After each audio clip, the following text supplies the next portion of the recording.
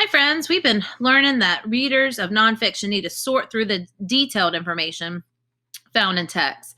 And especially when we're reading a biographical text, readers can use the chronological or what we call a sequence text structure to enhance their understanding of important events that took place in a person's life here.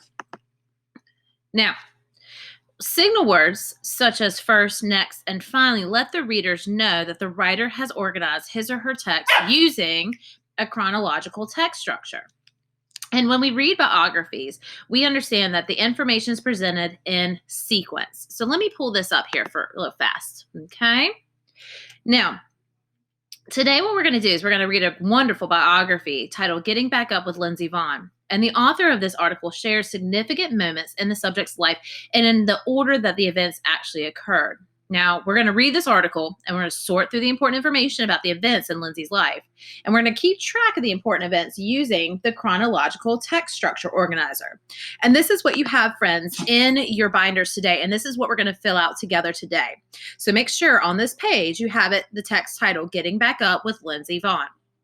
Now, you're going to be listening for those signal words: first, next, then, before, after, finally, following, now, soon, later. And that's really going to help us kind of organize her life and put it in order.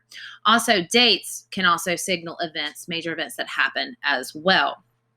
Now, as we're looking to identify the events by looking for the keywords or clues, like I said, those words tell us the order in which the events took place, and we can add them to our organizer as well.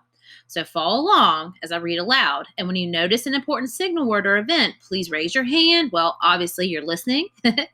We will pause. And my roomies here today, we will be discussing it, but I want you guys to think about it at home here as you're watching my video. Okay, listen for those signal words that I have already mentioned to you. All right, here we go. Lindsey Vonn knows all about failing. It's an unavoidable part of skiing as fast as you can down a snow-covered mountain. But what makes Lindsey the most successful female ski racer in the United States history was learning how to get back up again. Setbacks help you to concentrate, she says. When success falls into your lap, you lose sight of your goals. Here's her photograph here as she's showing that she's a downhill skier. Lindsey started setting goals at a young age. When she was 10, she set a goal winning an Olympic medal after the champion skier, Picabo Street, showed her the silver medal she won in 1994. Lindsey knew that winning the Olympics would take a lot of work, but that didn't bother her. If you work hard, Lindsey says, it will pay off in the end. So, what's interesting here is I can already see at age 10 here, okay? That was kind of a major event here where she already set a goal that she was going to go ahead and try to win that Olympic medal after she had someone that she looked up to show her that silver medal as well. Let's listen for some signal words here, though. Her hard work started paying off almost immediately. First, Lindsey became the first American girl to win an important youth race in Italy. So there's that signal word, okay? First. Then she won 3 junior world championships and 2 U.S. titles. And by the time she was 17, Lindsey was on the 2002 U.S. Olympic team. She didn't win any medals, but she gained valuable experience. So we already know in 2002, we're already starting off that first major event in her life. Okay, we can hear those words like first, then we see dates. Let's look right here.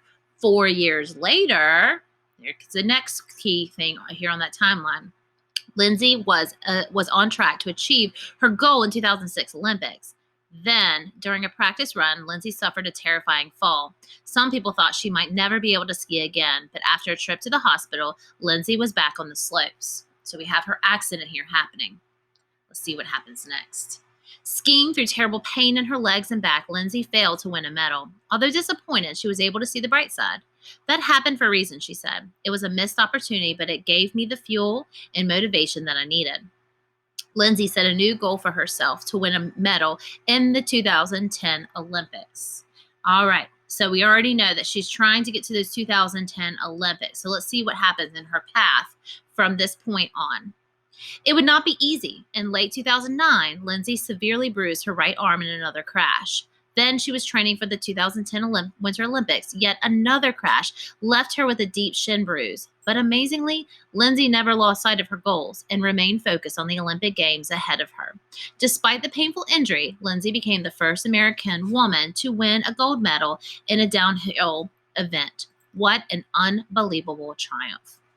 Much can be learned from looking at Lindsay's course in life and the challenges she overcame. With her 2010 Olympic victory, Lindsay had proven, once again, the value of lifelong motto. When you fall down, just get up again. Who can't learn a lesson from Lindsay? So we can see even that timeline really helps us put those events in order as well, okay? As we revisit here in 2009 when training for the 2010 Olympics, certain events that occurred, but then finally in the 2010 Olympics, she did end up getting that World Cup, that world title here, okay? She did win a gold medal, all right? And as we're going through here, what makes her this, gives you additional information here about all the other accolades that she received in 2010 as well. So listening for those key signal words, like I said, first, next, things like 4 years later, it signals to me that idea of time.